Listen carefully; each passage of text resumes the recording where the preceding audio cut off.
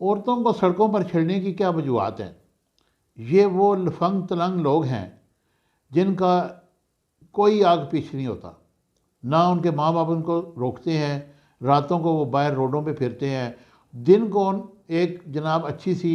Bike لی، اس کے بعد جناب علی بال اچھے سے سیٹ کیے اور جناب کہیں سے مانگ کے پرفیوم لے لیا، نہ ان کا کوئی روزگار ہے، نہ ان کا کوئی پوچھنے والا ہے، اور وہ راہ جاتی لڑکیوں کو چھیڑتے ہیں، ان سے مارے بھی کھاتے ہیں، پھر بھی جناب علی اس کے پیچھے پڑے رہتے ہیں۔ یہ بڑا غلط کنسیپٹ ہے، خاص طور پر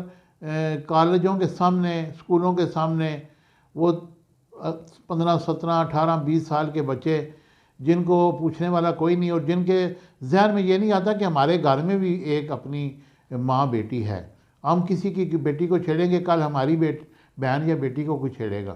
تو یہ عجیب سا یہ ہمارے معاشرے میں ایک چیز پنپ چکی ہے، اس کو ختم ہونا چاہیے، اور یہ بچیوں کو چھیڑنے والا کام غلط ہے۔ آپ اپنے بچوں کو پہ نظر رکھیں، آپ کے بچے کہاں جاتے ہیں یہ آپ کو پتہ ہونا چاہیے، اور بچوں کو بھی چاہیے کہ وہ چھوٹے نہیں ہیں، جب وہ کسی کوئی بچی کے پیچھے جاتے ہیں اور ان کو یہ سمجھ آئے کہ جی ہم نے تو اس کے پہ عشق وغیرہ نام کی کوئی چیز نہیں ہے، یہ سب ایک ذہنی اختراع ہے کہ ہمیں اس سے پیار ہے، سال بعد اگر اس کی شادی ہوتی ہے اور وہ عشق کا بھوت اترتا ہے، اور جب وہ پریکٹیکل لائف میں آتا ہے تو اس کے 14 طبق روشن ہو جاتے ہیں۔ ایسے لوگوں کی چھترول ہونی چاہیے، پولیس ان پہ نظر رکھے، اگر وہ کسی کو چھیڑیں تو کم از کم ان کو جو قانون کے مطابق سزا ہے ان کو ملنی چاہیے، ان کو اچھی چھترول کریں تاکہ وہ پھر کسی کی ماں بہن بیٹی کے پیچھے نہ جائیں۔